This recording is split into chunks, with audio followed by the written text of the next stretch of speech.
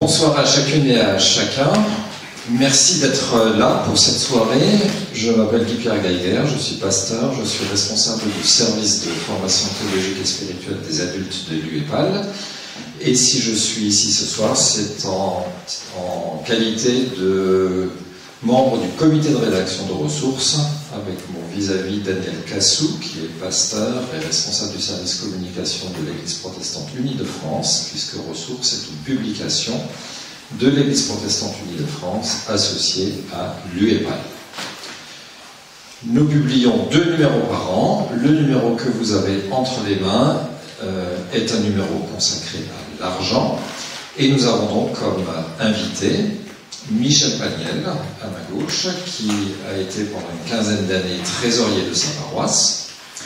À ma droite, Renaud Chetel, qui est l'actuel trésorier de l'ESP, Entraide et Solidarité Protestante, qui est le bras armé financier de l'UEPAL. Et enfin, Madeleine Viguer, professeure de théologie à la Faculté de théologie protestante de l'Université de Strasbourg, qui est aussi déjà intervenu sur ce sujet, entre autres lors d'une assemblée générale de l'ESP, et qui nous fera part de son point de vue.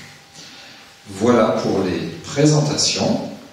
Je vous invite à entrer dans cette conférence de façon un peu originale. Soit vous écoutez ce que je vais vous lire, soit vous le lisez vous-même, c'est comme vous le souhaitez, en silence. Ça sera sur la dernière page de la revue que vous avez entre les mains. Le don, c'est l'invention de Dieu. Le don, c'est l'invention de Dieu. Dieu donne sans compter. Dieu se donne en Jésus-Christ pour libérer l'homme et le monde de tous les esclavages et de toutes les morts. Le don, c'est l'intervention de Dieu. C'est une parole, un acte. C'est une personne qui s'engage et qui m'engage avec lui sur la voie de l'espérance. Le don est le seul acte que je puisse accomplir à sa suite pour bousculer le monde et recréer la vie. C'est l'acte d'amour libre et libérateur. Il casse les spéculations, il déjoue les pronostics, il défie l'égoïsme et détrône la puissance de l'argent. Le don ressuscite l'espoir d'une vie possible, d'une fragilité assumée, d'une fraternité vraie, d'une responsabilité partagée pour mieux habiter la terre. Des mots, tout cela, et si nous essayions pour voir de les vivre ensemble. Voilà un peu l'état d'esprit dans lequel nous voulons entrer dans ce moment de conférence, d'échange et de débat. Et je donne immédiatement la parole à notre premier intervenant, Michel Paniel. Merci Guy-Pierre, bonsoir à toutes et à tous. Comme l'a dit Guy-Pierre, j'ai été pendant 15 ans trésorier de ma paroisse. Ma paroisse, c'est la paroisse de Thionville, en Moselle. Alors, il faut savoir que le territoire mosellan n'est absolument pas comparable au territoire alsacien, en termes de démographie, en termes de population, en termes de fréquentation au niveau de nos églises. C'est un territoire sinistré. Voilà.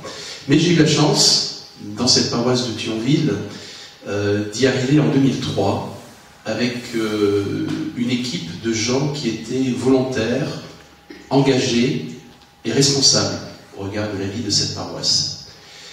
Et en équipe, nous avons toujours dit que la diaconie était quelque chose d'important, l'ouverture à l'autre était quelque chose d'important, et que, comme Guy Pierre a lu son texte tout à l'heure, le don, c'est l'invention de Dieu. Ben, je me suis un peu attribué, j'ai dit oui, le don c'est l'invention de Dieu, et dans cette paroisse on a su mettre quelque part en musique ou en œuvre cette invention de Dieu. Voilà. Et donc, quand on m'a sollicité pour intervenir dans Ressources, le thème qu'on m'a dit, c'est donner du sens aux chiffres. Alors, donner du sens aux chiffres pour un trésorier, aligner des chiffres les uns derrière les autres. En plus, je suis de formation bancaire. J'ai été banquier pendant 40 ans. Donc vous voyez que les chiffres, ça danse et ça valse un petit peu sous toutes les formes. Recettes, dépenses, prêts, etc., etc. Et quand vous allez dans une paroisse et que vous voulez mettre la diaconie en avant, oui, qu'est-ce que ça veut dire? Et effectivement, comment donner du sens aux chiffres? Je suis parti du principe que les chiffres, ou ce qu'ils représentent, puisque finalement c'est des chiffres qui sont des euros que l'on manipule, ce ne sont ni plus ni moins que des moyens et non point une finalité. Ce sont des moyens pour faire quoi? Ce sont des moyens pour nous-mêmes donner, nous-mêmes contribuer à la diaconie, nous-mêmes contribuer à la vie de l'Église, contribuer aussi à aider notre prochain, ceux qui vivent autour de nous. Et si j'ai pu aussi travailler dans ce sens-là au niveau de ma tâche au ministère de trésorier, c'est parce que les gens qui m'entouraient au niveau du conseil presbytéral ou les anciens de la paroisse étaient aussi sensibles à cela. Donc c'est vraiment un travail d'équipe, c'est vraiment une diaconie qui a été mise en avant, une diaconie collective, et quelque part une écoute de la parole. Alors je me suis intéressé aussi aux articles que d'autres trésoriers ont pu écrire dans Ressources. Alors on ne leur a pas posé la question aussi intimement qu'à moi, donner du sens aux chiffres. J'ai senti ça effectivement comme devant relever d'une réponse totalement intime et totalement personnelle. Donc vous aurez, en lisant mon article, si vous le souhaitez, effectivement cette vision très très personnelle de la vie et de l'action de Dieu dans les paroisses. J'en parlerai juste après, mais concernant mes autres collègues trésoriers qui ont été également interrogés, l'un va nous parler du mécénat, comment effectivement au niveau du mécénat, c'était pour rénover un temple sur Lyon, refaire la toiture pour 160 000 €, un temple qui servait un petit peu pour l'évangile, mais aussi beaucoup pour des choses culturelles, pour des concerts. Et donc leur action de mécénat, c'était un petit peu les protestants, mais on a surtout été chercher la Fondation du patrimoine, on a été chercher un petit peu à l'extérieur, etc. Et autant je souscris à ce qui a été fait, autant je m'interroge sur la finalité théologique. Parce que finalement, aller faire du mécénat sous cette forme-là, si je suis une MJC, si je suis une association sportive ou autre, je vais chercher des fonds sous cette forme-là, en quoi je fais avancer le royaume de Dieu? En quoi je suis utile au royaume de Dieu? En quoi je me donne réellement pour Dieu en réponse à cette invention qui est le don de Dieu lui-même? Vous avez un autre trésorier qui va vous parler, et là on lui a demandé de parler de l'évolution du don, comment le don était perçu, cette fois-ci par les paroissiens. Et donc, il va vous évoquer tous les nouveaux moyens technologiques, l'arrivée de la technologie dans cette collecte de dons, dans cet acte d'offrande que l'on peut faire tous les dimanches au culte avec les paniers connectés, les paiements sur Internet, etc. Et puis, vous avez un troisième trésorier, enfin, ce sont deux d'ailleurs, et il représente les PUDF dans le territoire du Cœur d'Hérault.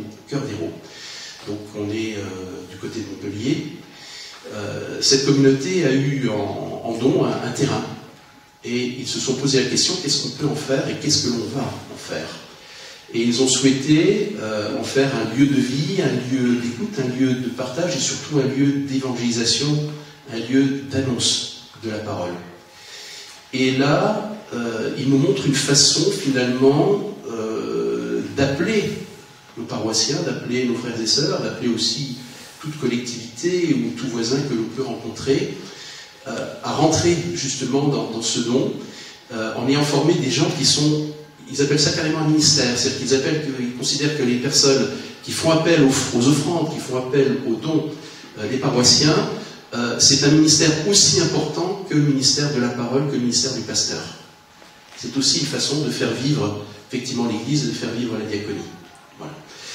Donc, j'en reviens maintenant parce que je ne voudrais pas être trop long, hein, on pourrait aller plus loin, mais sur mon vécu, mon ressenti personnel, j'ai toujours considéré que si j'avais cette charge au niveau de la trésorerie de la paroisse, c'est effectivement pour que les moyens qui étaient donnés à cette paroisse permettent de poursuivre l'annonce de l'Évangile et permettent effectivement d'avancer dans le royaume. Et avec une foi relativement inébranlable, je dirais, j'ai pu mener ce ministère pendant 15 ans. Et puis je me suis rendu compte que si on veut mener ce ministère dans ce sens-là, il faut effectivement redonner du divin dans les comptes de nos paroisses. Si les comptes de nos paroisses ne sont que des euros qui s'alignent et qui s'ajustent, qui s'ajoutent les uns aux autres, comme je le disais tout à l'heure, on n'est pas mieux qu'un club de foot ou qu'une MJC. Voilà. On oublie qu'on est église, on oublie de donner du sens. Et j'en reviens, donner du sens aux chiffres. Et donc mettre du divin, ça veut dire aussi pouvoir cultiver, pouvoir développer une foi inébranlable en Dieu, en ayant aussi cette certitude que Dieu répond. Donc ça veut dire qu'il faut savoir le regarder, savoir lui quémander auprès de Dieu. Alors quand le document est sorti, quand le journal est sorti, j'ai été frustré parce qu'on m'avait demandé de fournir une photo pour accompagner mon article. Et la photo que j'ai communiquée, c'est celle-ci. Alors je ne sais pas si vous la voyez bien, mais je suis en arrière-plan et vous avez mon chien Bobby qui est au premier plan. Et quand vous regardez Bobby, quand il vous regarde avec les yeux qu'il a et qu'il vous réclame une gratouille, une friandise, eh ben vous craquez. Et je me dis finalement, Dieu c'est la même chose. Qu'est-ce qu'il attend de nous? Que nous soyons des enfants. Que nous soyons comme Bobby avec nous. Si nous sommes ses maîtres, ses parents. Ma fille dit toujours mon petit frère. Bon, moi je veux bien. Vous n'allez rien voir au-delà de cela. Mais c'est cette simplicité, c'est cette pureté qui est importante. Et donc j'étais effectivement un peu frustré. Et je voudrais juste vous relater, alors c'est pas une anecdote, mais c'est un fait réel dans mon ministère, ce qui m'est arrivé. Et vous verrez à quel point effectivement Dieu peut répondre à nos attentes. J'ai reçu au mois de décembre l'échéance pour payer les assurances des différents bâtiments de notre paroisse. Ça faisait à peu près 4 000 €. Je n'avais pas la trésorerie pour payer ces 4 000 €. Alors quand je dis trésorerie disponible, il y avait dans les réserves, mais je ne souhaitais pas prendre dans les réserves parce que vous le savez, quand vous prenez dans les réserves, en principe, on ne les remet plus. Voilà. Et donc j'ai attendu. Il s'avère que je travaillais sur Paris en étant dans la paroisse de Thionville, donc toute la semaine absent. Et 3 mois plus tard, l'assureur s'est rappelé à mon bon souvenir en disant « Oh, tu me dois 4 000 €, quand est-ce que tu me les payes ?» Je reçois ça, et enfin je découvre ça le dimanche, après le culte, en passant au presbytère pour relever mon courrier. Et là je me suis tourné comme Bobby, je lui ai dit « Écoute Seigneur, va falloir trouver une solution, va falloir faire quelque chose, parce que s'il ne se passe rien cette semaine, je vais devoir puiser dans les réserves. » Milieu de semaine, je téléphone comme tous les soirs à la maison pour prendre des nouvelles. Ma fille décroche et elle me dit « Papa, il y a un monsieur qui a téléphoné, il faudrait que tu le rappelles. » Je dis « Oui, j'ai pas retenu le nom. » Bon. J'ai appelé ce monsieur dès le lendemain, je ne le connaissais pas du tout. Il m'a dit « Écoutez, il faudrait qu'on se voit. » Oui, ok, écoutez, je suis sur Paris, je rentre vendredi soir, si vous voulez on se voit samedi matin. Il me dit « Pas de souci, venez me voir tout de suite à 9h. » J'arrive, je franchis le pas de sa porte, il ne me dit pas bonjour, il me dit « J'ai entendu votre appel financier », il me tend une enveloppe et me dit « Ceci devrait vous soulager ». Je prends l'enveloppe, je l'ouvre, il me dit « Comptez », il y avait 5 000 € dedans. Donc tout ça pour illustrer mon propos, c'est des choses que j'ai vécues, et plus d'une fois, au sein de ma paroisse. Que ce soit sur des aspects financiers, que ce soit sur des aspects d'organisation, sur tout un tas de plans. Et on a l'habitude de dire dans notre paroisse, Dieu pourvoit. Et je pense que si nous voulons avoir de l'avenir en tant qu'Église, il faut qu'on retrouve aussi ce sens premier, ce sens qui est de mettre du divin dans ce que nous faisons et dans ce que nous croyons. Voilà. J'ai peut-être été trop long. Pas du tout. Merci beaucoup Michel pour ce témoignage. Il y aura possibilité de poser des questions tout à l'heure. On va écouter les 2 autres intervenants.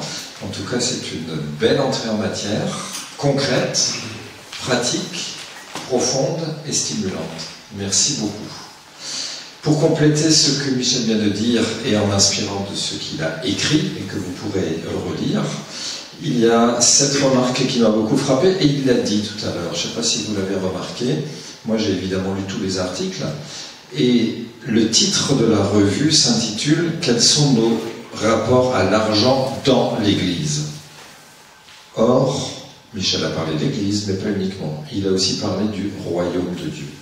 Et dans beaucoup d'articles que vous trouvez dans la revue, il y a cette dimension qui dépasse simplement nos structures d'Église, l'institution Église, avec son organisation, mais pour voir vers où nous voulons aller et au service de qui et de quelle mission nous sommes. À quoi sert d'avoir les moyens si ce n'est pour l'avènement du royaume et répondre à la mission que le Christ nous a confiée? Un extrait de l'article de Michel. Et je ne peux pas m'empêcher de lui demander de nous dire la conclusion de son article avant de passer la parole à Renaud. Oui, cette conclusion, c'est tout simplement la citation de ce que j'ai entendu d'un rabbin qui disait « À quoi ça sert que le bon Dieu te mette des billets plein les poches si toi, tu y as mis des oursins ?» Vous savez ce que ça veut dire, mettre des oursins dans sa poche? C'est-à-dire que ce qui est dedans, on ne le sort pas. Voilà, donc à quoi ça sert d'en avoir plein les poches si c'est pour ne pas le sortir? Merci beaucoup, Michel. Renaud est là en tant que trésorier de l'ESP, comme je l'ai dit tout à l'heure dans la brève présentation.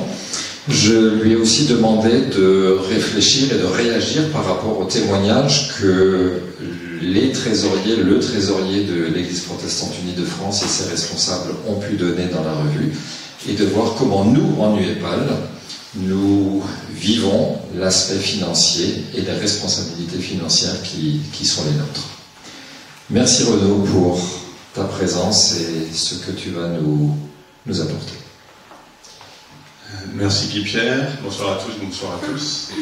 Donc c'est vrai que j'ai été à la demande de Guy-Pierre, j'ai souhaité intervenir pour, alors comme je l'ai fait dans l'introduction, nous avons fait déjà une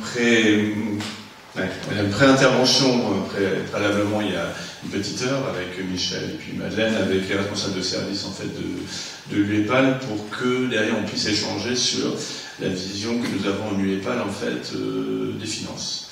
Puisque comme vous l'avez vu dans cette ressource, dans le ressource que vous avez en face de vous, vous avez différentes interviews de différentes personnes sur différents positionnements qui ne sont pas du tout les mêmes, et sur laquelle, alors je vous rassure, avec le PDF, nous sommes exactement sur la même, sur la même trame. Si je prends la page 46, on reprend ce que dit le trésorier, bien ancien directeur financier. L'organisation financière de l'Église protestante unie repose sur deux principes inséparables de la responsabilité des paroisses ou églises locales et de leur solidarité régionale et nationale. Donc il emploie un mot qui, en UEPAL, est très important et qui fait de l'ESP, toute sa dénomination, c'est l'entraide et la solidarité.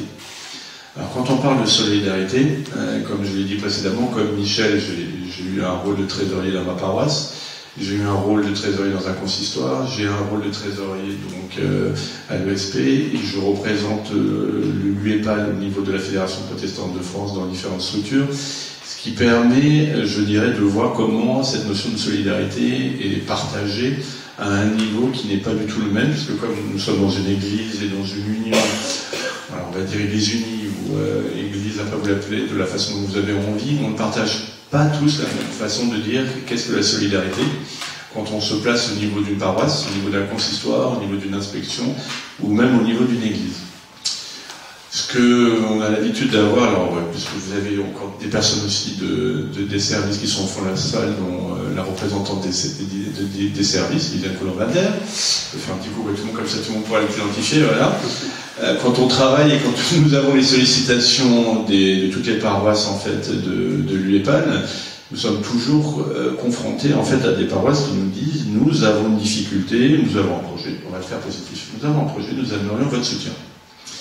La grande question que nous avons toujours à résoudre, c'est comment est-ce que je vais accorder un soutien avec, en fait, comme vous le savez, nous avons un budget qui est fait, en fait, d'un engagement qui est pris par les paroisses, de donner de l'argent pour pouvoir, dans la majorité des cas, pouvoir répondre à un budget global qui est là, et le budget de l'ESP est là, pour aider les paroisses non pas, alors, dans leur vie quotidienne, elles ont leur budget, mais nous sommes là pour partager ensemble des projets de l'UEPAL qui permettent en fait à l'UEPAL de pouvoir se donner une vision politique. Le politique, j'entends politique et théologique, qu'on soit bien d'accord. Hein. Ce n'est pas que la vision administrative, c'est une vision après derrière de dire comment est-ce que je vois l'UEPAL dans 5 ans, dans 10 ans, quelles vont être les thématiques que je vais mettre en avant.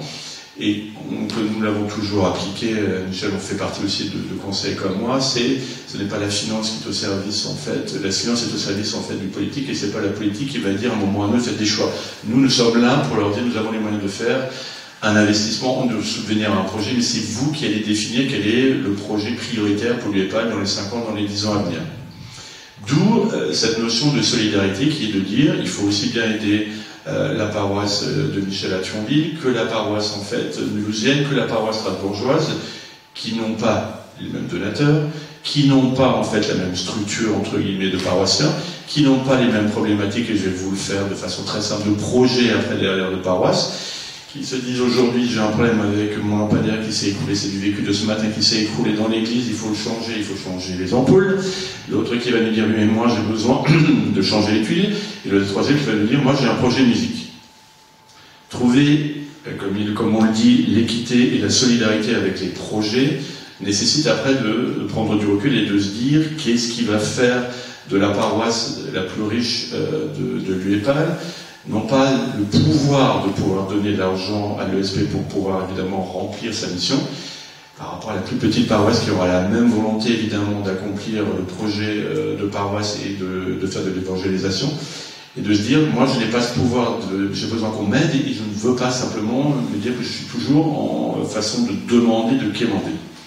L'argent ne doit pas être un pouvoir laissé entre la main des paroisses qui ont la possibilité de pouvoir flécher et de se dire si je donne 10 000 euros de moins, c'est peut-être une petite paille entre guillemets dans mon budget. Je peux vous assurer qu'il y a des paroisses dans l'UEPAL qui ont 10 000 ou 20 000 euros de budget.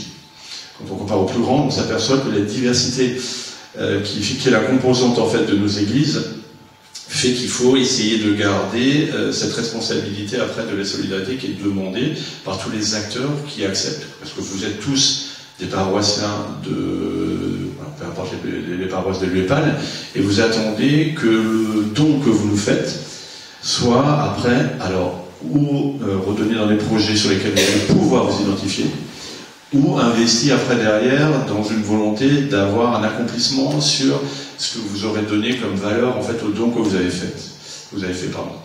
Donc la solidarité ne se joue pas que on ne va pas placer l'argent en se disant, même si on le fait, et c'est aussi une histoire de responsabilité, l'argent qu'on place au niveau de l'UEPAL, est-ce que vous attendez qu'on prenne des risques ou est-ce que vous attendez qu'on n'en prenne pas? Si je vous pose la question, à mon avis, vous allez tous me dire, comme la plupart des Français, je ne veux pas prendre de risques. À mon avis, je ne me trompe pas beaucoup. Comme Michel, je suis banquier, on sait que 80% en fait des investissements sont faits sur des placements non risqués parce qu'on veut à la fin de l'année pouvoir retrouver ses intérêts. La gestion du risque, c'est quelque chose sur lequel nous aussi, nous sommes dans une position très sécuritaire, nous ne voulons pas prendre des risques avec l'argent que nous avait donné. Ce qui parfois nous a empêché, si on prend l'évolution des marchés boursiers sur une dizaine d'années, peut-être de ne pas avoir x2, x3, etc. Sur le marché américain d'avoir fait x50, mais voilà, c'est un choix aussi. Donc la solidarité qu'on a et la représentativité après de l'argent que vous nous donnez a cette volonté de nous accompagner, de vous accompagner, de nous accompagner dans des projets d'église qui sont, et c'est pour ça que je voulais le redonner après avec une vision nationale au niveau de la Fédération protestante de France, qui au niveau de l'UEPAL a toujours été dans nos volontés à nous de soutenir aussi, puisqu'on essaie toujours de se placer au niveau où comment la parole protestante, je dis bien pas la parole protestante en France, va être aussi représentée et va avoir un écho. Alors, comme vous le savez, on ne va pas faire de politique, hein, c'est pas le but. Mais comment nos institutions représentatives nationales nous permettent aussi, à un moment ou à un autre, de pouvoir donner notre avis. Nous l'avons donné dernièrement dans le projet sur la fin de vie, comme vous savez, qui va être réintroduit normalement à l'Assemblée nationale. Donc, c'est en aidant aussi la Fédération protestante de France que nous, au niveau de l'UEPAL, c'est la croyance que nous avons toujours soutenue, puisque nous donnons quand même, il faut quand même le savoir, 370 000 € par an de notre budget est alloué en fait à la Fédération protestante, parce que nous soutenons aussi cette volonté qui est de faire de la solidarité jusque tout en haut.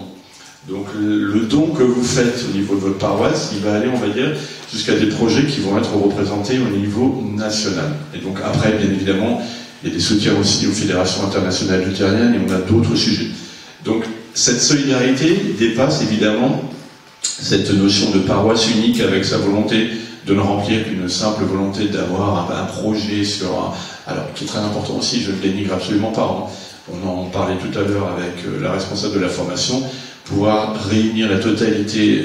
Vous avez peut-être fait partie d'une journée des bénévoles qui a eu lieu il y a 3 ans, je crois, de mémoire, si vous en souvenez. C'est aussi de pouvoir dire le don que vous nous faites, ça nous permet de vous réunir et de participer ensemble à des discussions et des échanges qui vont pouvoir, je ne voudrais pas déformer ce que Madeleine a dit, je ne vais pas donner le mot, elle sait auquel je pense, elle le dira plus tard, et qui permettent après, ensemble, de pouvoir échanger et partager quelque chose qui va dépasser ce point de vue financier.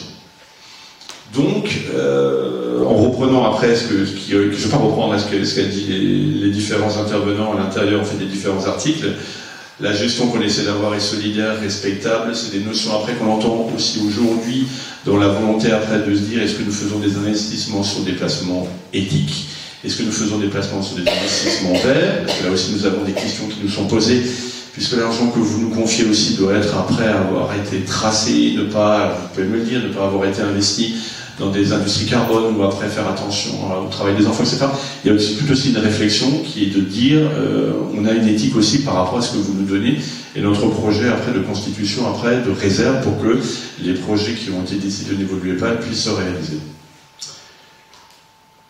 Est-ce que je réponds bien à la question pour l'instant? Est-ce qu'il y a un autre point sur lequel après je peux encore intervenir ou on est sur encore un point sur lequel après je pourrais revenir, c'est sur ces besoins que nous avons. Alors vous avez tous des représentants au niveau de vos paroisses, de vos consistoires, de vos inspections, qui est toujours sur la vision que vous nous donnez et c'est bien que vous soyez aussi nombreux ce soir, ça nous permet d'avoir ce que je disais à Guy-Pierre avant.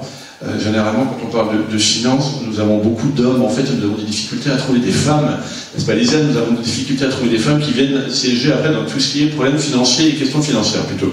Je suis content qu'il y en ait beaucoup aujourd'hui, parce que ça nous permet de nous dire que ça vous intéresse. Je n'ai pas de doute aussi, mesdames, sur la question financière, mais c'est vrai que dans la plupart des conseils dans lesquels on est, c'est beaucoup représenté par des hommes, et c'est vrai qu'on parfois après de la diversité, d'avoir une égalité. Je vous assure qu'on essaie de la faire dans les instances, mais on a encore des difficultés. Donc n'hésitez pas, si vous avez besoin après de venir donner votre avis sur des questions financières, vous êtes le bienvenu dans les différentes instances.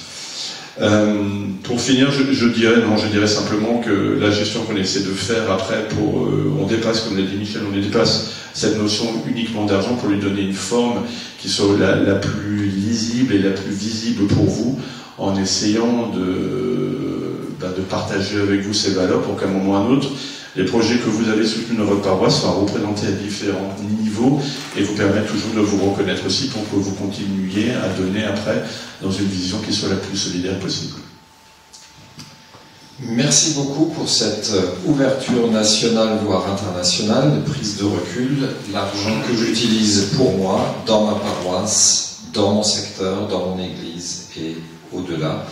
Il est question de solidarité et c'est aussi cette solidarité dont nous allons parler, je pense, sur le plan de la réflexion théologique, que j'aimerais introduire par cette citation du professeur Daniel Marguera, qui est un professeur de Nouveau Testament en Suisse et qui a dit « La question n'est pas attention à ce que tu fais de ton argent, mais attention à ce que ton argent fait de toi. » Alors, qu'est-ce que c'est que l'argent d'après la Bible, d'après le Nouveau Testament? C'est Madeleine Viguer qui va nous introduire dans cette question et la prolonger. Merci beaucoup. La citation qui vient d'être lue est éloquente. Depuis tout à l'heure, avec Michel et Renaud, et c'est ce qui leur a été demandé, on a parlé de l'Église et de la solidarité en Église. La citation de Daniel Marguera qui vient d'être lue parle de toi. Elle nous montre bien que derrière les questions liées à la trésorerie d'une paroisse, derrière les questions liées à la solidarité entre les paroisses, se cache une question plus intime qui n'est pas celle de nos rapports à l'argent dans l'Église, C'est le titre justifié, hein, loin de moi de vouloir le contester, c'est le titre de la revue. Mais derrière cette question se cache plus fondamentalement une autre question. Quel est ton rapport à l'argent, à toi? Et c'est bien ainsi que la théologie et la Bible nous invitent à aborder la question. Je m'a invité à parler de mon article, mais à vous donner aussi, le cas échéant, à puiser des choses et d'autres dans d'autres articles à teneur éthique ou théologique dans le magazine que vous avez dans la main. Et justement, Frédéric Rognon, qui présente la pensée de Jacques Ellul à propos de l'argent, rappelle que Jacques Ellul a repéré que dans la Bible et surtout dans le Nouveau Testament, le rapport à l'argent est toujours décrit comme un rapport individuel. En d'autres termes, le Nouveau Testament ne se pose pas tellement, on va voir une exception tout à l'heure, ne se pose pas tellement la question de la solidarité. La première question qui est posée, c'est « Et toi ? Toi, comment tu te comportes par rapport à cela ? Comment tu… » Je vais le dire comme ça, parce que c'est pas tellement une question de comportement, c'est plutôt une question de vie. Comment est-ce que tu vis ton argent ? Et en passant de la question du comportement à celle de la vie, j'indique un autre élément qui me semble important aussi bien dans l'approche biblique que théologique de cette question. Alors on a compris, elle ne relève pas seulement d'une question technique, d'une question de bonne gestion de trésorerie, mais elle ne relève peut-être même pas seulement d'une question simplement éthique, d'une question de valeur. Voilà, la solidarité est une valeur pour moi, le partage est une valeur pour moi, le don est une valeur pour moi. La Bible et la théologie nous font bien voir que si ce n'est pas si facile que ça de donner, et si c'est pas si facile que ça de partager, c'est bien parce que cette question de l'argent nous touche encore ailleurs que dans un choix de valeurs X ou Y. Elle nous touche au niveau non pas seulement technique, non pas seulement éthique, mais bel et bien théologique. Donc je vais reformuler un peu autrement la citation de Daniel Marguerat. Il ne s'agit pas de se demander ce que je fais de mon argent, mais ce que l'argent fait de moi, certes, et je vais le formuler autrement. Dis-moi ce que tu fais de ton argent, et je te dirai qui est ton Dieu. Pas seulement je te dirai quelles sont tes valeurs, mais je te dirai qui est ton Dieu. Et c'est bien ainsi que le Nouveau Testament nous le présente. Alors, il nous attrape là, dans un lieu inconfortable. Il faut le dire tout net, parce que ça nous renvoie à la vie spirituelle, à l'argent comme question de vie spirituelle. Et pourquoi est-ce que c'est inconfortable?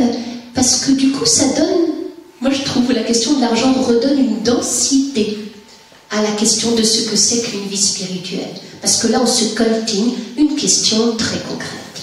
Comment est-ce que ça touche à la vie spirituelle? Parce que ça touche au plus intime. Parce que l'argent, et ça m'a frappé en préparant mon intervention de ce soir et en relisant un peu des notes, l'argent touche à des émotions. L'argent éveille des émotions. On dit qu'il ne fait pas le bonheur, d'accord? Mais ce qu'on ne dit pas assez, c'est qu'il fait plein de choses. Il nous procure un sentiment de pouvoir. C'est pas pour rien qu'on parle de pouvoir d'achat. Il nous procure un sentiment de sécurité, de soulagement, le cas échéant, quand le salaire arrive à la fin du mois. Il provoque un sentiment de satisfaction, de confiance, de stabilité, peut-être de liberté. Et inversement, quand on n'en a pas, il provoque des sentiments de peur, d'angoisse, d'enfermement, un sentiment de danger, d'insécurité. L'argent nous attrape, la question de l'argent nous attrape au plus intime. Et cela nous fait bien voir que la vie spirituelle se joue aussi justement au niveau de ces émotions. Elles sont d'ailleurs largement partagées. Ce qui ressort dans les Écritures déjà, mais aussi d'un point de vue théologique, c'est le caractère très universel de ce type d'émotion. Vous en avez certainement ressenti quelques-unes. En tout cas, moi je ne connais pas grand monde qui puisse me dire à propos de l'argent, à un moment donné, « Oh, j'en ai assez ». Dans les deux sens du terme, c'est-à-dire il y en a assez sur mon compte en banque, et puis oh qu'est-ce que ça m'ennuie cette question. Ça ne nous ennuie pas du tout. Et c'est bien ce que nous font voir, ce qu'essaient de pointer les écrits bibliques et les théologiens. Ça nous attrape, je crois, à l'endroit où il est question de notre rapport aux limites. Quand dans le Nouveau Testament, vous le savez sans doute, l'argent est présenté par Jésus, d'après les évangiles, comme une personne, comme un sujet, en tout cas, comme quelqu'un, et pas seulement comme quelque chose. Il est présenté comme un rival de Dieu. Et c'est pas pour rien. Parce que quand je dis, si je ne suis pas capable de dire « j'en ai assez », ça veut dire que j'en veux encore et toujours. Un autre mot biblique pour dire l'argent, toujours d'après l'article de Frédéric Rognon sur Jacques Ellul, le mot hébraïque kesef qui désigne l'argent signifie le désir. Donc l'argent est synonyme de désir. J'en veux toujours plus et l'argent me donne donc, je crois, l'illusion d'être illimité. Et donc, disons-le tout net, l'illusion d'être immortel. Il y a quelque part une question de vie et de mort qui se joue là-dedans, qu'on le veuille ou non. Et c'est par là qu'on touche aux questions de la vie spirituelle. Du coup, je vais ressortir une vieillerie du langage théologique, la notion de combat spirituel, qu'on a tendance aujourd'hui à laisser un peu de côté. L'argent, je crois, est le lieu d'un combat spirituel et d'un combat spirituel que nous allons devoir mener jusqu'à la fin de nos jours. Parce qu'on vient de le dire, alors c'est un peu problématique, mais c'est comme ça. L'argent, c'est pas comme la cigarette, ou c'est pas comme le gluten. Je ne peux pas décider un beau jour que je m'en passe, donc que justement j'en ai assez, que j'en ai fini avec ça et qu'à partir du lendemain, je serai pur de cela. Nous ne serons jamais purs de l'argent. Nous serons toujours d'une certaine manière attrapés ou salis, même si je puis dire, par l'argent et par les tendances idolâtres que d'après le Jésus de l'Évangile, il éveille. Et c'est donc un combat spirituel qui nous met au défi tout au long de notre existence et qui donne donc de la densité, très clairement. Notre rapport à l'argent donne de la densité aussi à notre rapport à Dieu. Alors, dans ce cas, comment on le fait? Donc, comment on le mène, ce combat spirituel? Paul essaye de répondre à cette question, comme deux biais, dans deux petits billets qu'on laisse souvent de côté quand on lit Paul, mais que je trouve superbes, qui sont dans la deuxième épître aux Corinthiens. On appelle ces deux billets des billets sur la collecte. On les appelle des billets parce qu'on pense que peut-être ils ont pu exister aussi indépendamment de cette épître dans son ensemble. Des billets que Paul envoie en tout cas à la communauté de chrétiens de Corinthe qu'il a créée, et des billets qui portent sur ce que Paul appelle la collecte. Alors justement, Paul ne l'appelle pas vraiment la collecte, il s'agit concrètement d'une collecte. Le billet est une exhortation finalement à recueillir de l'argent. Paul écrit aux communautés qu'il a fondées pour faire une collecte d'argent comme celle qui se fait le dimanche à l'église, comme la collecte d'argent que l'ESP pratique auprès des paroisses. Et cette collecte auprès de toutes ces communautés est faite pour la communauté des chrétiens de Jérusalem. Alors pourquoi les chrétiens de Jérusalem, me direz-vous? Pourquoi tout cet argent collecté dans des communautés chrétiennes un peu partout et tout à coup canalisé vers Jérusalem? C'est pas tellement parce que la communauté de Jérusalem serait particulièrement dans le besoin. Il ne s'agit pas de ça. En fait, la raison est à chercher ailleurs. Paul s'est fâché avec la communauté de Jérusalem pour des raisons théologiques. Il est en froid avec la communauté de Jérusalem sur une question théologique absolument fondamentale qui consiste à déterminer s'il y a des chrétiens à deux vitesses. C'est-à-dire à l'époque de Paul, est-ce que les chrétiens issus du judaïsme ont quelque chose de plus en termes de salut que les chrétiens qui sont issus du monde païen. Et Paul a lutté contre cela en parlant justement de la grâce gratuite de Dieu, sans aucun mérite, qui est la même qu'on soit originaire du judaïsme ou originaire du paganisme. Il s'est fâché avec les grands apôtres de Jérusalem sur ce point, et c'est d'ailleurs au moment de cette fâcherie qu'il est parti mener sa mission en freelance, si je puis dire, alors avec des collaborateurs, mais il va fonder des communautés de son propre chef. Et, voyez, alors même qu'il est en froid sur le plan théologique, alors même qu'il est en froid sur le plan spirituel, il maintient un lien par le biais de cette collecte d'argent. Et il va d'ailleurs au final l'apporter lui-même en personne à Jérusalem, alors qu'il sait qu'il y risque sa vie. Et de fait, il sera arrêté à Jérusalem au moment d'apporter cette collecte, conduit à Rome, et c'est à Rome qu'il va être emprisonné et qu'il va mourir. Donc Paul il a payé le prix. Cette collecte, du coup, il ne l'appelle pas collecte, il l'appelle communion.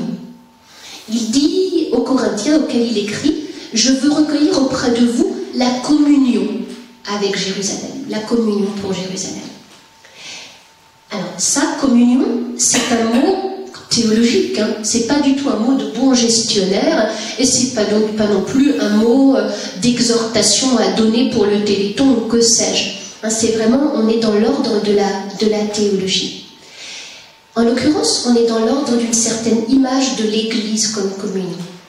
Et Paul va encore plus loin, parce qu'il va même dire aux Corinthiens, « Oh, écoutez, au bout du compte, ce que je viens collecter auprès de vous, c'est la grâce. Je viens collecter la communion et je viens collecter la grâce. » Le mot même sur lequel Paul s'était fâché avec la communauté de Jérusalem, un mot qu'il utilise, c'est le grand mot de grâce, hein, le mot théologique que nous connaissons. Finalement, il dit aux Corinthiens, « Dieu vous a fait grâce et moi je viens récupérer cette grâce. Je viens la collecter auprès de vous. » Et Paul, de toute évidence, le fait exprès. Il fait exprès de mêler le registre de la gestion, parce qu'il va gérer cette collecte. Hein. C'est une sacrée organisation de passer par toutes ces communautés. À un moment, on n'a pas de jet privé. Donc il va organiser toute cette collecte d'un point de vue technique, mais sur le plan théologique, il la ramène à la grâce de Dieu. Et du coup, il va évoquer lui aussi des émotions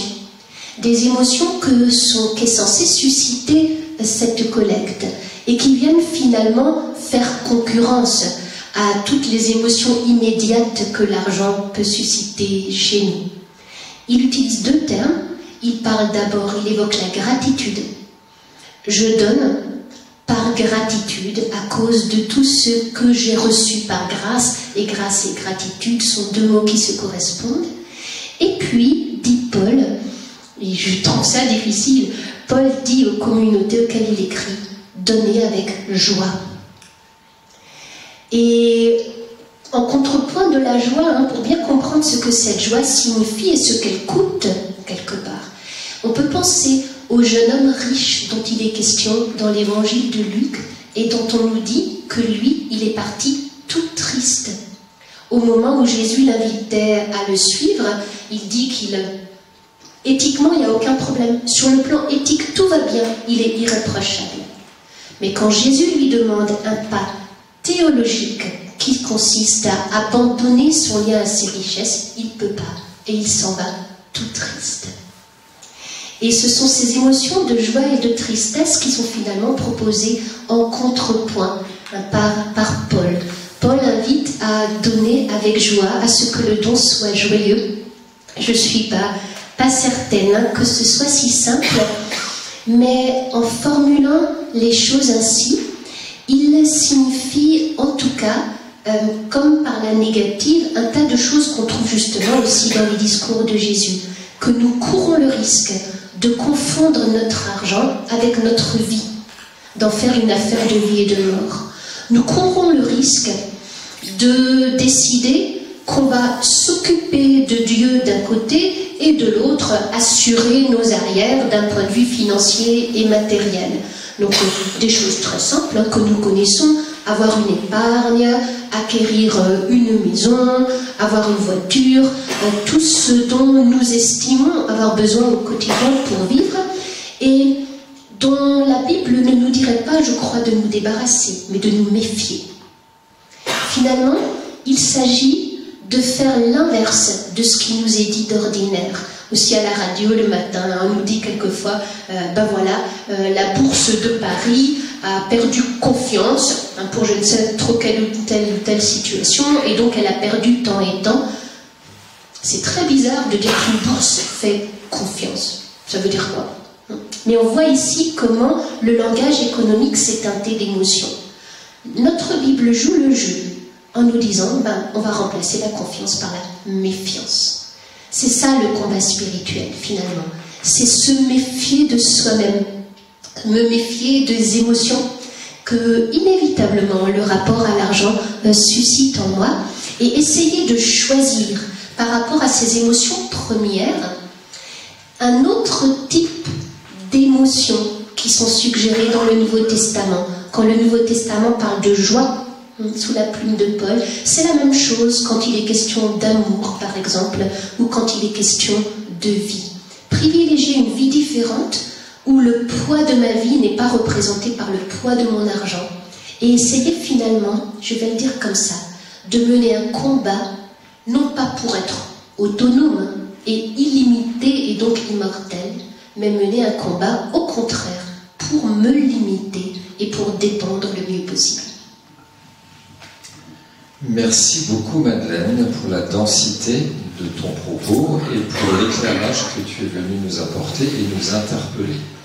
Si l'un ou l'autre d'entre vous étiez venu maintenant pour dire je vais apprendre des choses techniques sur l'argent, sur son utilisation, sur la manière dont il fonctionne dans l'Église, il se retrouve tout à coup avec une interpellation personnelle. Et toi, comment te situes-tu par rapport à l'argent ? Nous avons encore quelques instants pour échanger. Vous pouvez poser vos questions, les adresser à l'un ou l'autre des intervenants de façon directe ou de façon générale, et ils choisiront de vous répondre l'une ou l'autre. La parole vous est donnée. C'est Thomas qui va distribuer le micro.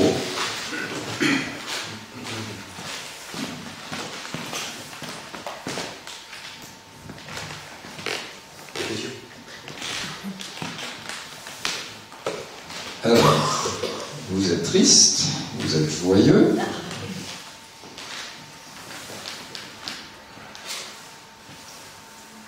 Interloqué.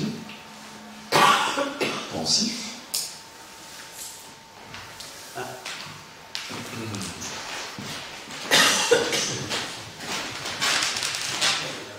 Enfin, au niveau de... Je suis un simple paroissien. Alors, c'est très intéressant ce que vous dites, c'est le niveau supérieur de réflexion. Mais pour moi, quand je lis l'Évangile, c'est simple. On ne peut pas aimer Dieu et l'argent. C'est quand même le Christ qui a dit ça. On ne peut pas aimer Dieu et Mammon, la personnifiée, il me semble. Et alors, autre chose, je ne sais pas si je peux dire ça, prenons-nous des capitaux à risque dans l'Église. Et c'est spirituel. Deux questions. Mammon et les capitaux à risque. Qui veut réagir sur Maman Madeleine, les capitaux à risque? De fait, vous avez raison. Et le verset biblique ne dit même pas seulement vous ne pouvez pas aimer Dieu et Mammon, il dit vous ne pouvez pas servir Dieu et Mammon, en utilisant un langage religieux. Ce qui nous est suggéré, c'est que nous avons un rapport religieux à l'argent. Alors même qu'on n'a pas le droit de le dire entre nous, et qu'on considère mais non, c'est que de l'argent. C'est pas vrai. C'est de l'argent avec un grand A. Et je le dis encore plus fermement, peut-être pour surenchérir, c'est finalement la seule idole dénoncée par Jésus.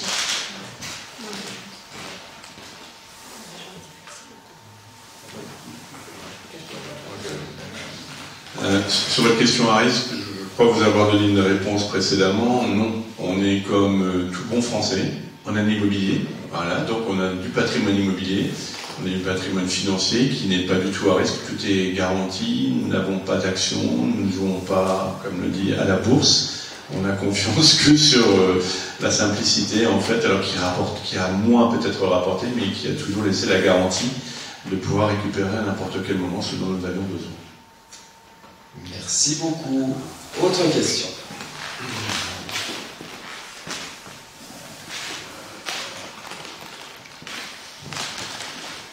Alors pour faire une deuxième question, une question historique pour Madeleine, quelle suite à la collecte dans la problématique théologique? Est-ce que, alors forcément Paul disparaît, mais quelles sont les suites de cet épisode et est-ce que ça résout la question, le différent théologique?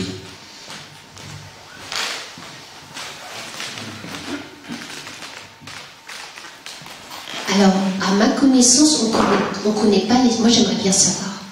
À ma connaissance, on ne connaît pas les suites. D'ailleurs, dans les épîtres de Paul, finalement, c'est là-dessus que ça s'arrête. Hein. La toute dernière épître que Paul a rédigée, c'est celle qu'il a rédigée aux chrétiens de Rome. Une communauté qu'il ne connaissait pas, mais qu'il prévoyait d'aller voir au cours d'un voyage missionnaire ultérieur. Et l'Épître aux Romains aussi traite de la fameuse collecte dans les derniers chapitres. Mais c'est le dernier écho qu'on en est du côté de Paul. Et sinon, ce qui nous est raconté dans le livre des Actes, à propos de l'arrestation de Paul, ne nous parle pas vraiment des suites de cette affaire.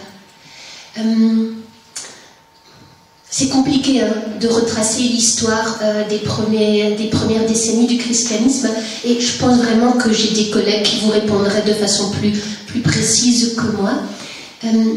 Ce qui me frappe, moi, c'est que les différents théologiques de toute évidence ont subsisté.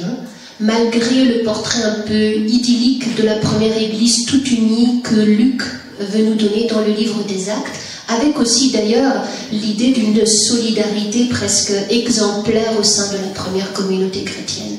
Là on est dans les années 80 après Jésus-Christ et c'est sans doute une réécriture à la Luc qui voit dans la première église va d'épreuve en épreuve et de victoire en victoire et tout va bien et tout ce petit monde est uni. Non, sans doute les différends dont il est question là ont dû persister. Ce qui me frappe, c'est qu'on a perdu l'idée qu'un lien de solidarité financière peut finalement tenir lieu de lien spirituel.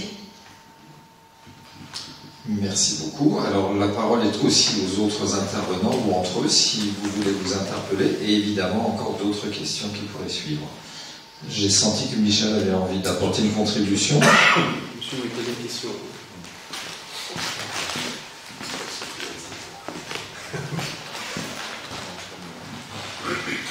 Je suis en train de réfléchir à haute voix parce que, une chose c'est la gestion de l'argent, etc. Mais il me semble que l'argent c'est juste un moyen pour faire quelque chose, pour arriver à faire quelque chose. Donc c'est un outil et ce qui est derrière cet argent et son emploi, c'est plutôt la question du pouvoir. Et ça c'est un sujet que j'ai vécu pendant 20 ans dans la région parisienne et ça me revient ici aussi. La question du pouvoir dans l'Église n'est pas... on est mal à l'aise, comme avec l'argent. C'est une question taboue. Et je pense si on peut élargir la question à tous les moyens qu'on a, si on est dans une position de pouvoir, ça devient plus réaliste et on sort de cette condamnation de l'argent. Si je comprends bien, ce n'est pas simplement la question du pouvoir de l'argent, mais la question du pouvoir dans l'Église, comme la question de l'argent dans l'Église. Oui, oui, exact. D'accord. Merci pour la précision. Mais je vous en prie. Alors, Michel commence, Renaud continue. Merci pour cette intervention, monsieur. Ça rejoint un petit peu ce que je voulais évoquer suite au propos de Madeleine quand elle a reformulé tout à l'heure en disant « Montre-moi ce que tu fais de ton argent et je te dirai qui est ton Dieu ». Alors, elle a posé la question au niveau individuel, mais moi je me suis senti interrogé au niveau collectif, et au niveau paroisse, donc au niveau structure, tel que vous l'évoquiez tout à l'heure. C'est effectivement cet argent qui peut apparaître comme un pouvoir à titre individuel, apparaît aussi comme un pouvoir à titre collectif, au titre d'une paroisse, au titre d'une église. Et donc derrière, en termes de théologie, la question c'est effectivement, toi, église, toi, paroisse, montre-moi ce que tu fais de ton argent et je te dirai aussi quel est ton Dieu. Je pense qu'on peut élargir jusqu'à ce niveau-là. La question élargissait encore plus en disant il y a le pouvoir et il y a l'argent, et comment nous situons. Alors, moi, je vous apporte une réponse un peu aussi structurelle et institutionnelle. Nous avons la particularité à l'UEPAL d'avoir une séparation entre le conseil d'administration de l'ESP qui est indépendant et la structure politique, je dirais, de l'UEPAL. Ce qui limite en fait, si ça peut remplir un peu dans le sens de votre question, le même fonctionnement que peuvent avoir d'autres fonctionnements d'église, c'est-à-dire une personne qui est tout en haut, qui a le pouvoir et qui a l'argent de décider ce qu'il en fait. Notre structure après derrière de prise de décision est un conseil d'administration qui est indépendant du pouvoir, je dirais, politique, qui prend aussi, même si, je vous rejoins quand même, il y a toujours des discussions, des interrogations, et des échanges entre les deux structures, mais il n'y a personne qui peut se dire avoir le pouvoir de décider des fonds qui sont donnés par les paroissiens, en fait, en UEPAL. Sachant, si je peux rajouter ceci, que le pouvoir politique de l'Assemblée de l'Union est entièrement représenté au sein de l'ESP, dans la mesure où tous les membres de l'Assemblée de l'Union sont membres de l'Assemblée générale de droit de l'ESP. Donc il y a effectivement une séparation de pouvoir, mais un lien quand même très fort entre la gestion financière et les choix politiques, ou les choix d'orientation théologique et spirituelle qui sont faits en Église, en UEPAL.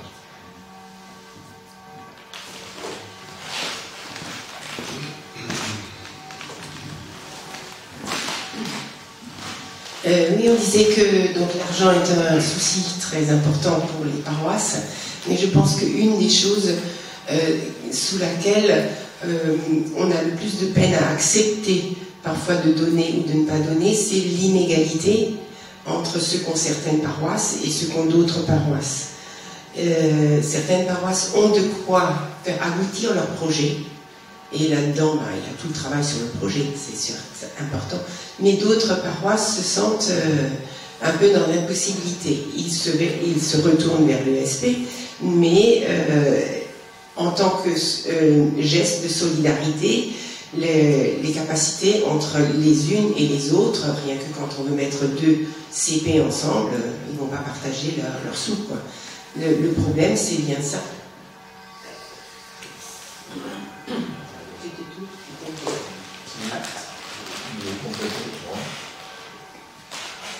Je vais vous répondre, je vais vous faire des réponses à...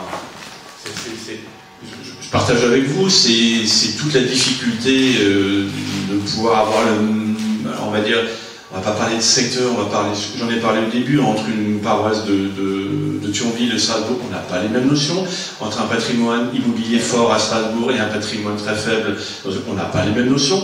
À un moment ou à un autre, certaines paroisses peuvent être amenées à partager des projets, certaines paroisses donnent aussi dans la mesure, sans forcément après derrière le tracé, mais c'est compliqué, parce que le fait est que normalement, la solidarité, on devrait tous l'avoir en même temps. Mais demander à une paroisse de donner la totalité, elle va se dire qu'elle va s'appauvrir face à une autre. J'ai pas la solution non plus. On essaye, entre guillemets, de donner la priorité au projet, et ça a été, comme vous le savez, je sais que vous avez été dans les instances aussi, vous le savez qu'à un moment ou à un autre, pendant des années, il y a eu des volontés de certains présidents de donner des enveloppes qui étaient tracées pour être sur des projets. Nous avons des difficultés à combler les enveloppes. Je ne parle pas de bâtiment, d'investissement, etc. Je parle vraiment de projets de paroisse. Et il fallait relancer pour en avoir. Donc la créativité, on a toujours après dans le budget des lignes qui sont offertes pour les projets, mais elles sont limitées parce que la taille, entre guillemets, de notre budget n'est pas extensible non plus, quoi. On n'est pas aussi riche, on n'est pas l'État, je le disais au début, on n'est pas l'État français, hein. On ne s'endette pas, nous. Donc on ne peut pas tirer sur la dette parce qu'on n'en a pas. Donc on fait avec les réserves qu'on a et la faculté de travailler avec le budget qu'on a. Non, mais je voulais dire par là justement qu'on ne s'adresse pas uniquement à vous, mais aussi entre paroisses, de se poser la question, est-ce qu'on peut partager quelque chose de façon confiante, qu'on ne sera pas dans le besoin, qu'on ne va pas en mourir, le fait de mettre en commun. Alors après c'est... Vas-y. Non, mais je dirais que c'est il n'y a pas des églises. Il y a une église. Et toutes les... J'entends ce que vous me dites, je suis d'accord. Mais nous, toute notre difficulté, c'est de dire, à un moment ou à un autre, on est tous ensemble, mettons ensemble les ressources. Vous savez comme moi, ne sont pas extensibles non plus. Mais je partage, mais on n'a pas encore trouvé cette espèce de fil d'or qui nous permettrait de répondre. Pardon, une chose après, une personne après l'autre, si vous voulez bien. Pour aller un peu plus loin à la question, je lirai une réponse qui est donnée dans le fascicule par le directeur des services de l'EPDF. Je cite, « En Église, vous n'êtes pas seul. Jamais. Il y aura toujours dans l'Église locale, voisine, dans la paroisse d'à côté, dans votre région, dans votre consistoire, dans votre inspection, au siège, à la direction de l'Église, au Quai Saint-Thomas, quelqu'un pour vous aider en cas de besoin. C'est réconfortant, mais cela crée pour chaque conseil presbytéral des responsabilités. » Parole d'un paroissien, d'un responsable de l'EPDF. Je pense qu'on pourrait aussi l'appliquer en UEPAL. Ce n'est pas ce qui est le plus courant aujourd'hui, mais je crois que c'est une vision que nous sommes invités à partager au fur et à mesure. Alors, les choses ne se feront pas d'un jour à l'autre. C'est aussi une grande question de confiance les uns vis-à-vis des autres. Mais je sais, dans mon parcours d'église, j'ai vu des solidarités de ce type-là, de paroisses qui ont aidé une paroisse voisine, soit en payant une partie, soit en prêtant une partie de l'argent pour des projets concrets pour un temps donné. Mais je vais encore laisser la parole à un trésorier qui pourra peut-être encore donner d'autres exemples concrets. Alors, c'est pas le trésorier qui va s'exprimer. Depuis le mois d'avril de l'an dernier, les paroisses de Moselle m'ont confié la présidence du consistoire réformé de Metz. Donc c'est le président du consistoire qui va essayer de répondre à votre question. Cette solidarité entre les paroisses, c'est effectivement une difficulté que nous vivons, entre celles qui ne pensent qu'à elles et celles qui s'ouvrent sur les autres. Et il est, en tous les cas, c'est l'engagement que moi j'ai pris depuis l'Assemblée consistoriale qui m'a élu à ce poste au mois d'avril dernier. Il est de ma responsabilité et de celle du Conseil consistorial d'accompagner les paroisses et de faire en sorte que dans nos paroisses et dans nos conseils presbytéraux, nous n'ayons pas que des gens qui soient engagés, mais je vais prendre le mot que Guy Pierre vient de citer tout à l'heure, que nous ayons des gens qui sont responsables. À partir du moment où vous êtes responsable, vous êtes en capacité de sublimer votre engagement. Et vous sublimez, si vous sublimez votre engagement, vous pouvez passer effectivement outre des histoires de clochers, de vieilles histoires qui traînent, des querelles entre gens, entre CP ou autres. Et tout ça, de toute façon, n'a pas de fondement théologique et n'a pas de fondement éthique. Et comme si on en revient à ce que je mets en avant dans mon article, à savoir remettre du divin dans nos relations avec l'argent, avec nos paroissiens, avec nos finances, ça va avec, ça rentre et ça prend du sens. Donc essayons de rentrer effectivement, de rendre les gens responsables de façon éthique, de façon théologique, et de toujours effectivement regarder et prier un maximum, parce que je crois que c'est là, et c'est de là que nous vient le secours. Merci. Votre question complémentaire. J'ai entendu dire, nous sommes dans le concordat ici, et les pasteurs en France ne sont pas payés. Oui. Si, ils sont payés. Évidemment qu'ils sont payés. Et solidarité. Oui. C'est ça. Oui. C'est tout. Ils sont payés par l'Église. Par les autres communautés. Par toutes les communautés qui versent selon leurs moyens dans une caisse commune. Et c'est cette caisse commune qui rémunère chaque ministre de culte, chaque pasteur dans l'Église protestante unie de France. Et donc c'est pas un pasteur qui est dans une paroisse riche qui gagnera plus et que celui qui est dans une paroisse au fin fond de l'Ariège ou je ne sais pas où qui serait plus pauvre et qui aurait beaucoup moins. C'est une péréquation qui est établie et chacun des ministres reçoit l'équivalent de façon équitable, tout à fait. Oui. C'est un peu plus compliqué que ça. Parce qu'on peut dire que tout le monde, aussi bien à l'intérieur qu'en Alsace, paye les pasteurs alsaciens. Par le biais de l'impôt. Eh bien oui. C'est infinitésimal sur l'ensemble des millions de contribuables, mais c'est une réalité. Oui, c'est une oui. solidarité nationale. Voilà, qui ne passe pas par les caisses d'église. Voilà. Pour la touche d'humour, mais qui est réelle. Oui. Tout à fait.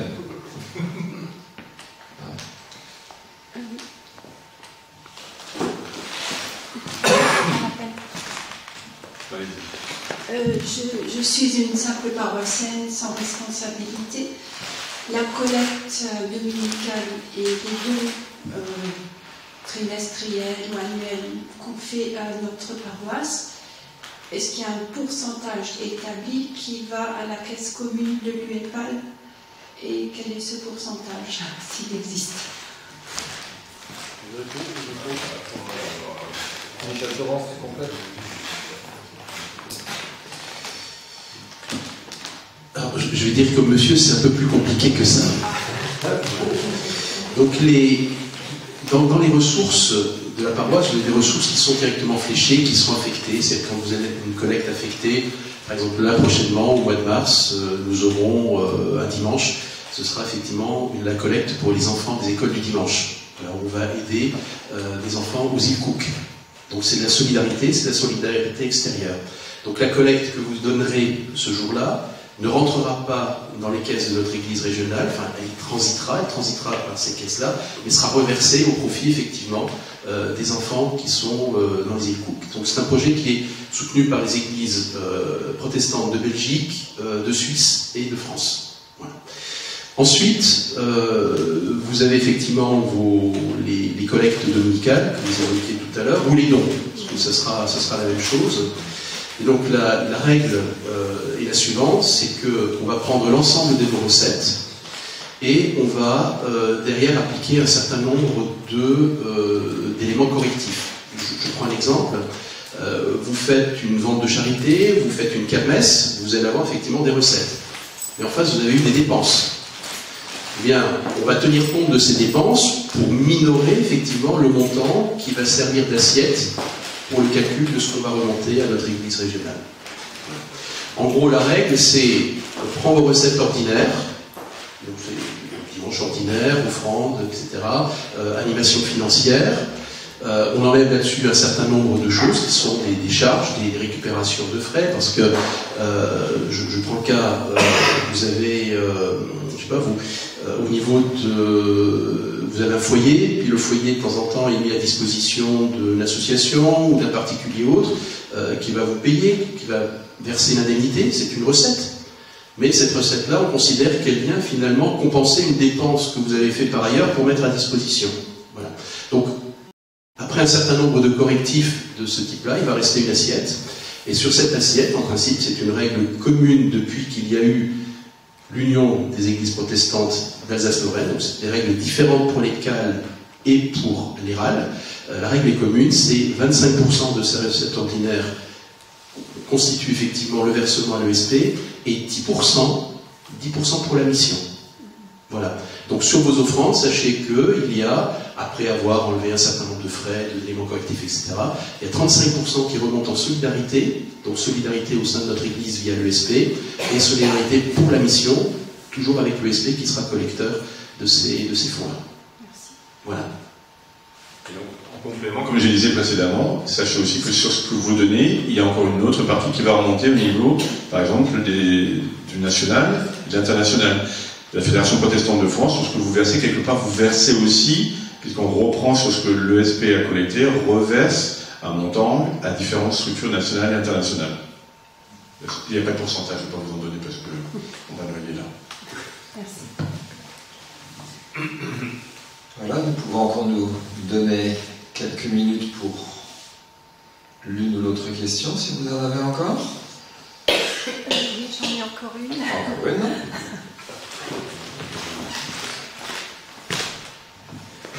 Merci. Il me semble que la loi de Moïse dit qu'il faut donner la dîme. Dans le Nouveau Testament, Jésus cite en exemple une dame, il me semble, une pauvre veuve qui a donné, alors je ne sais plus si il précise que c'est la dîme. Non, tout ce qu'elle avait. Tout ce qu'elle avait, c'est encore plus que la dîme. C'est 100%, oui. Pas 10%. Alors c'est un modèle pour nous, mais est-ce que nous sommes prêts à premièrement à donner, enfin je parle pour moi aussi, à donner la dîme de ce que nous gagnons et de ce que nous avons sur nos comptes en banque, et en plus de faire une aussi grande confiance à Dieu que cette veuve. Voilà, c'est une question que je me pose. Madeleine ?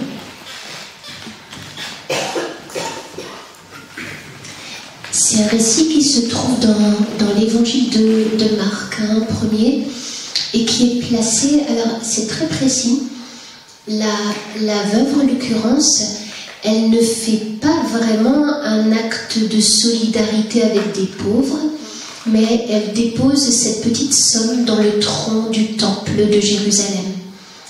Et l'épisode, alors donc Jésus est dans le temple, nous dit l'évangile de Marc, il est entouré de ses disciples notamment, et il observe les donateurs qui défilent devant les troncs du temple, et puis des personnes apparemment fortunées qui mettent un peu en scène la somme qu'elles donnent, et cette petite veuve qui donne 3 fois rien, et qui ne le donne pas, encore une fois, pour une question de solidarité et de justice, mais qui le donne au temple, au fonctionnement du temple, que Jésus lui-même va critiquer un peu plus loin en chassant les marchands. Et donc c'est un épisode très, très ambigu en définitive, parce que on ne sait pas bien si la veuve est véritablement donnée comme un exemple. Elle donne tout ce qu'elle a pour vivre, et en même temps elle le donne au système et fait fonctionner le système que Jésus lui-même va critiquer.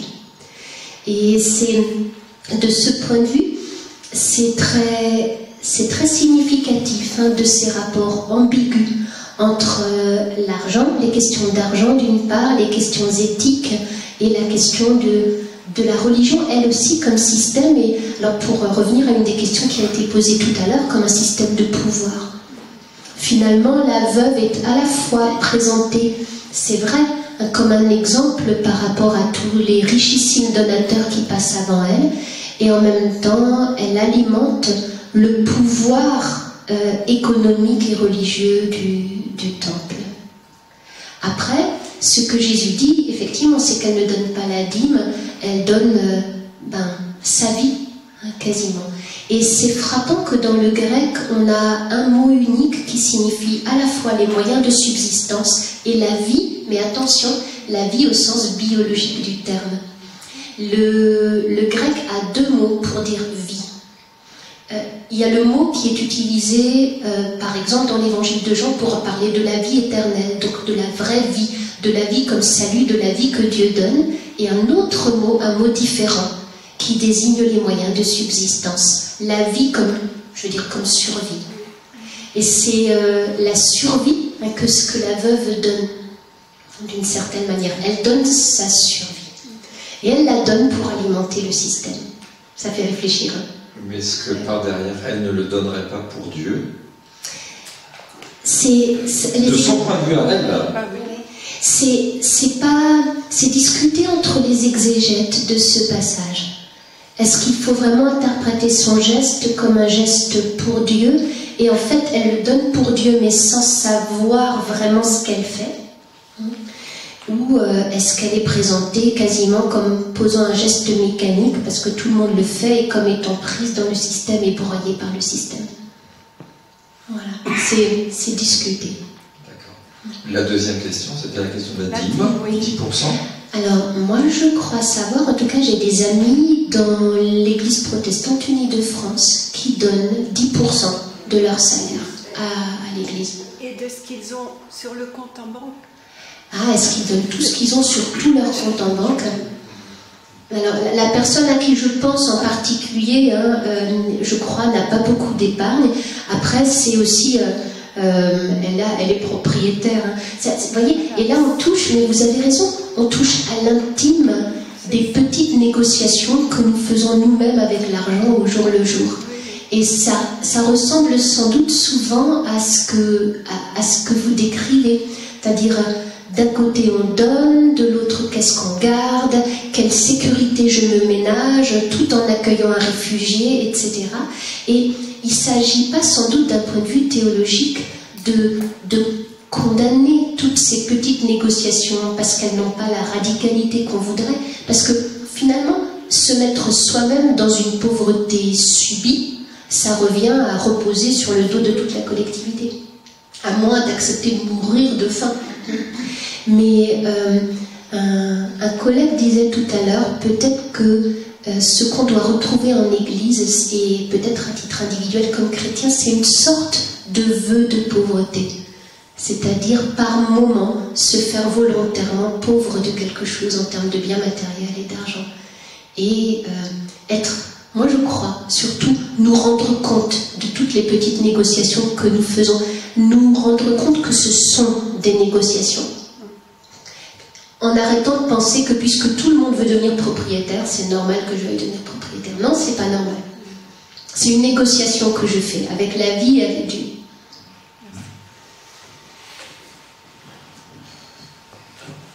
Moi j'aurais plusieurs remarques, mais ça sera la remarque du banquier. Être propriétaire, ce n'est qu'une épargne différée. Parce que quand vous n'êtes pas propriétaire, vous payez un loyer. Donc du coup, vous amputez votre pouvoir d'achat. Donc ça introduit d'autres choses. Ma vision sur la dîme, je souhaiterais la partager avec vous. C'est quelque chose à laquelle j'ai réfléchi encore dernièrement. Déjà, quand on prend l'Ancien Testament, pourquoi la dîme? Pourquoi 10%? Pourquoi pas 15%? Pourquoi pas 5%? Pourquoi pas 8%? Pourquoi pas... Voilà. Je pense que 10, c'est un compromis parce que l'idée dans la dîme, et ce qui est dit dans le texte, vous m'arrêterez si je me trompe, c'est apporte en reconnaissance par rapport à ce que Dieu t'a donné. Dieu donne.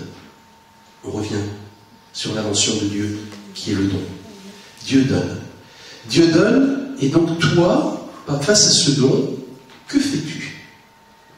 Alors, oui, on peut dire, c'est la dîme, et puis après il y a la liberté de mettre dans le tronc, de mettre tout ce qui nous reste, ou de mettre que le superflu. Mais quand on regarde les différentes paraboles dans le Nouveau Testament, voire même avant, dans l'Ancien Testament, Dieu n'a jamais condamné la richesse en soi.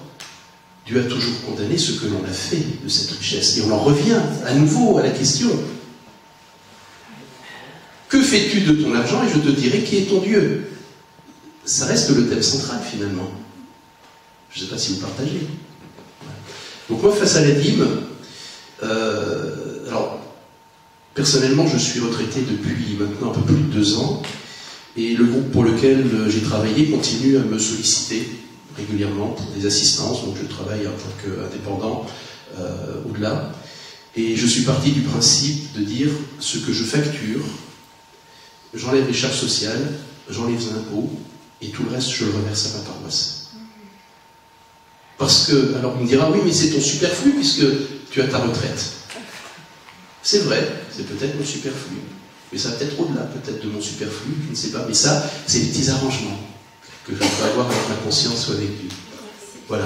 Et je crois qu'avant tout, c'est toujours, et j'en reviens de cette idée de repenser au divin dans ce que l'on fait, et quand on fait quelque chose, quel est le sens qu'on lui donne? Est-ce qu'on lui donne effectivement le sens de reconnaissance? Merci Seigneur. Et alors, j'en reviens toujours, j'ai aussi cette intime conviction, c'est que ce que je reçois par le travail que je produis aujourd'hui, c'est parce que Dieu veut bien que je travaille parce que rien n'obligerait à ce que je travaille aujourd'hui. Donc quelque part, il m'utilise peut-être comme un moyen, et c'est là où on retourne un petit peu les choses, il utilise peut-être les compétences qu'il m'a données, mon savoir-faire. C'est un don, un talent qu'il faut mettre en Peut-être, service, oui. peut-être. Et il utilise peut-être effectivement cette compétence pour dire, tiens, toi je t'ai donné quelque chose, c'est aussi une façon de le rendre et d'en faire bénéficier nos communautés. Voilà. Mais tout est question, encore une fois, il faut revenir, comment je me situe, qu'est-ce que je fais de mon argent, comment je pense, comment je le vis. Puis voilà quoi. En qui je crois. Je pense qu'au départ, c'est quel est ton rapport avec Dieu.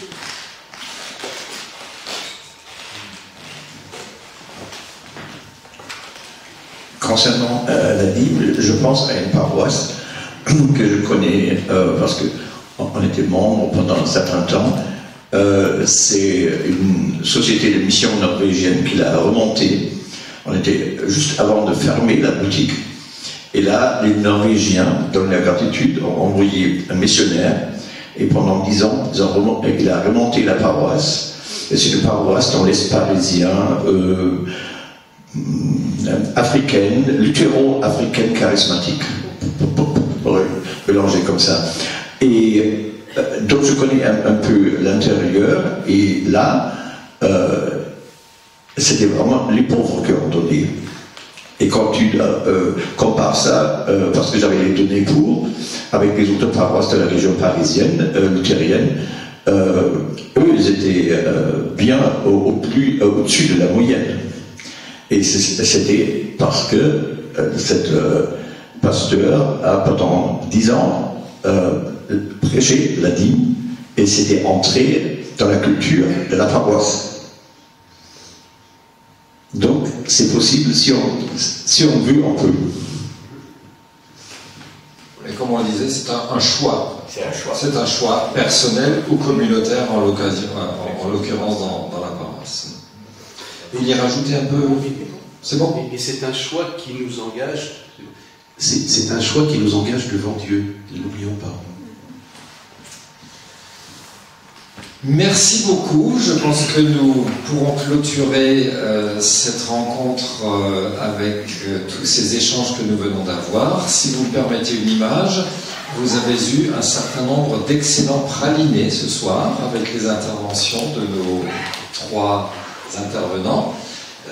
Vous avez toute la boîte de pralinés ici, donc vous pouvez emporter la revue, elle vous est offerte. La lire, la partager, la donner, susciter des échanges autour de vous, dans vos cercles. Et si vous en avez encore besoin, il y en a à disposition pour poursuivre la réflexion, l'échange et surtout la mise en pratique après de ce que chacune et chacun aura compris de ces lectures. Merci pour votre présence, pour votre intérêt, pour vos questions. Merci à vous 3, Madeleine, Renaud et Michel, pour vos interventions.